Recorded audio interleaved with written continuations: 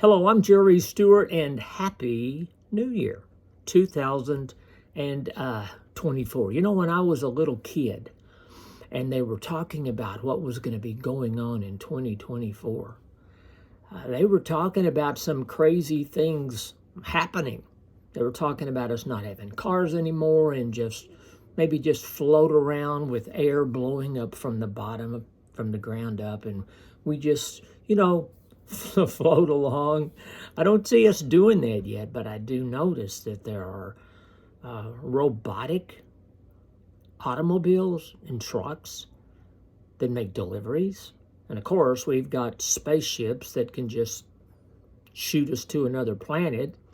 Now, it's not all quite as easy as they talked about it being, but it's very interesting how things have moved. Now, you're going to notice about me that I'm not impressed with every way that our country is moving. I believe in a lot of ways there's some very bad things that are moving in our country that are going to, make it harder, are making it harder for us to be a great nation right now. Now, last night we were with friends and we were having our New Year's Eve dinner, and someone said, "Are you going to eat your black eyed peas tomorrow?" And we all just kind of sit there and wondered. And there's this special, I guess you say it's a good fortune rule that says you're going to have good luck for the whole year if you eat black-eyed peas on January the 1st. Now, it sounds kind of crazy, but then there's a lot of things that we do. We don't walk under ladders. We don't let a black cat walk in front of us. There's all these rules and ideals that are supposed to be making up whether things are going to be good or things are not going to be so good. I wish we were a lot more serious about what God says. God says, seek me. God says, find your way by following me. And he doesn't talk about luck. He doesn't talk about good fortune, but he does talk about words like joy and happiness. Well, back to the black-eyed pea. How in the world did it ever happen that if the people of the South would eat a black-eyed pea at the beginning of the year on January 1, that they would have good fortune the rest of the year? So let's kind of give this a try. It goes all the way back to a year in the 1860s, and that's back when we were having our horrible Civil War. We did have a war where the North was against the South. And although there are some misunderstandings as to why the war began and kind of all the pieces to it, but nevertheless, there was a war, and there were more Americans killed in that war than just about all the other wars that we've fought in, all added together. It was a terrible time. Well, they fought, and they fought, and they fought. Now, the northern troops had more cannons, had more guns, had more soldiers, and the South was really sort of more like a volunteer type, although they weren't really complete volunteers, but they didn't have this union set up with enough of the cannons and all the pieces and all of the men. And so most of the time, the South was fighting with great odds against them. Did you know that? So the South was, they were smart, and a lot of them were good, smart hunters. They knew how to get out in the woods and make things work. And so they continued to fight that way. And the leaders of the northern troops got together. One of these in that group of leaders for the northern troops was a Major General William Sherman.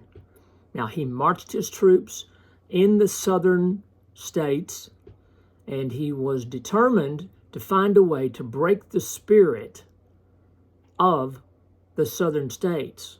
Well, they came up with this conclusion, which makes perfect sense, while they were busy having this meeting, and it was something like this. The best way to defeat an army is not just to take away their ammo and take away their weapons, but an even more effective act is to take away their food. You know, if you can't have enough food to sustain you, you really aren't going to be very good at fighting. So Major General William Sherman told the leaders of the northern troops that he was going to march his northern troops into Georgia. A lot of folks were fighting that had come from Georgia, and a lot of southern folks there in the state of Georgia, all looking for the same way, and that was to win the war and end the battle. Well, General Sherman was determined to break the shoulders, the backs of not only the southern troops, but he also wanted to break the spirit of the southern people. Well, if they're at their farms waiting at home for the troops to come back, and they have no food, then everything gets really, really hard. Well, so on this march, which became known as Sherman's Bloody March, his army took or destroyed everything in their path. And that included livestock and grains and crops, anything which could be used to sustain the southern troops. And the results were devastating and thorough, almost.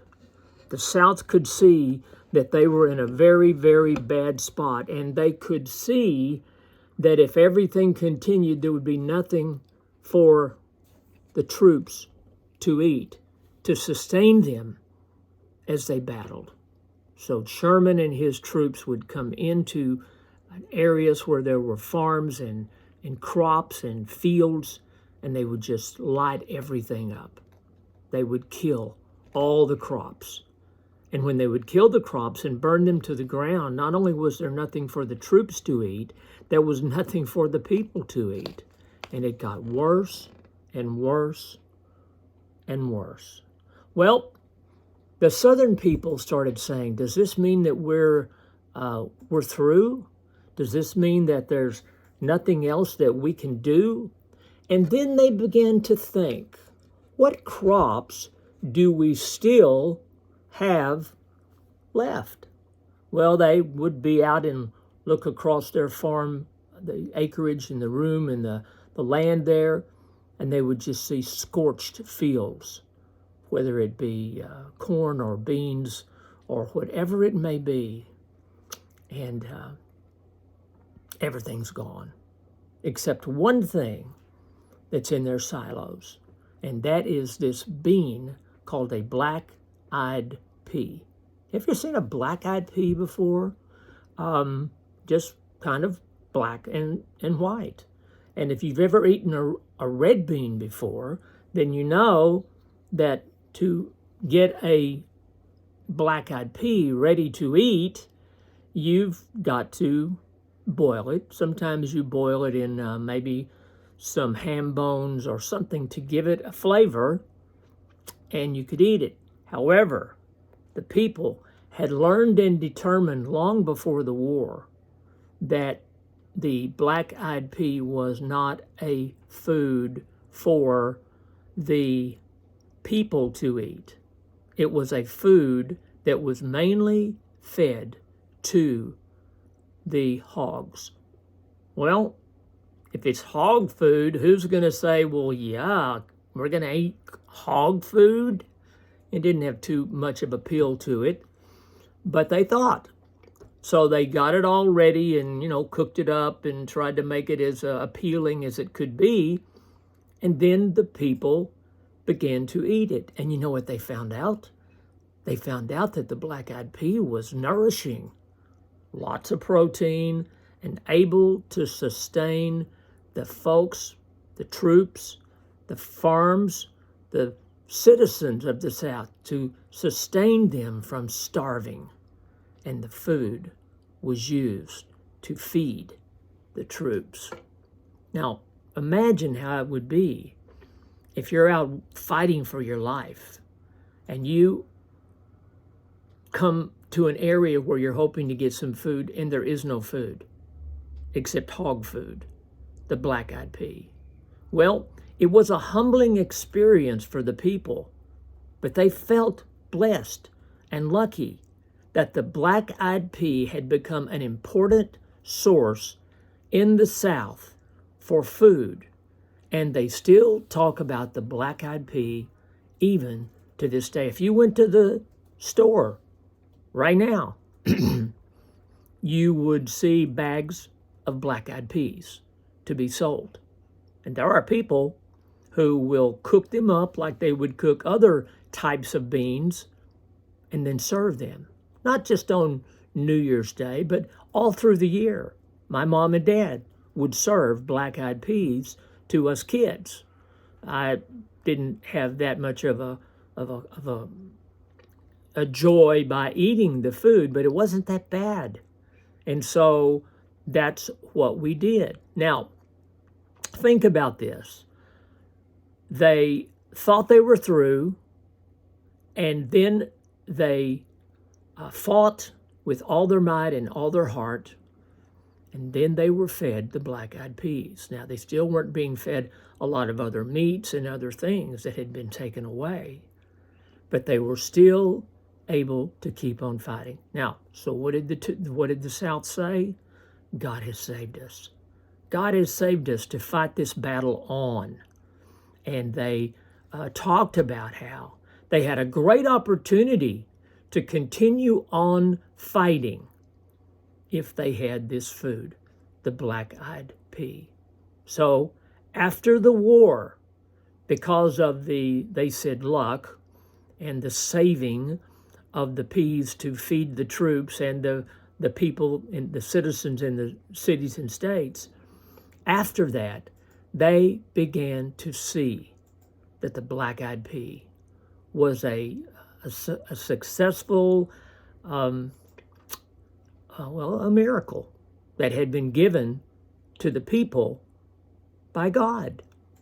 And so after the war, they said, okay, we've been eating black-eyed peas now for a number of years. Are we just going to stop and not eat the black-eyed peas anymore? No. They said that the eating of the black-eyed peas is like a tradition.